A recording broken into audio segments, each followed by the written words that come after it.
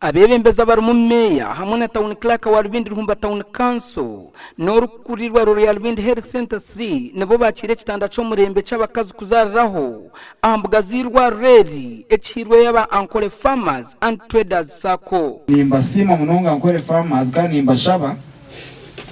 ngo mugumene muherezo guhereza burungi kandi mugumene muyizuka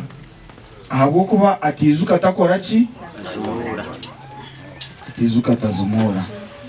wenu wari umuntu nazumura wenu mangugo n'umuntu murungi twasharamu ngo kumutwagire mnonga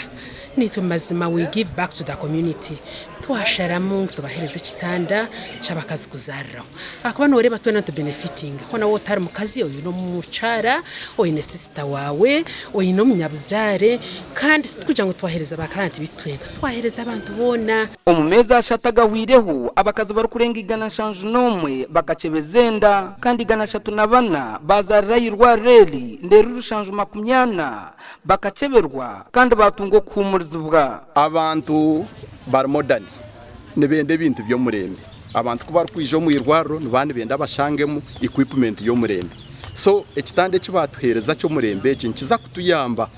kureba ngo abacyara bitu bazaraje kandi bazarra aha kitanda cyo murembe kandi nintekateka obuherezo bukuba kurgaba bugambira abantu abandi abo mu cyaro nkija kutwongera amani kugira ngo abakazi bingi nibaza kwijana bazarra mu irwaro rito abantu ababire bizire kuraguza abamwe batungero kwegesa bwa bikwatirine no kubika hamwe no kweguza sente baketungura buri mukazi we no wijaha nanga no wasigara ino mwana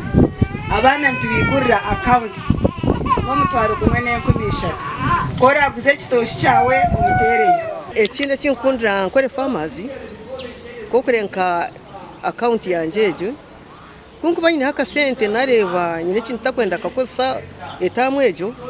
nkabikaho nkasevinga Gashako Christophe ahimbisibwe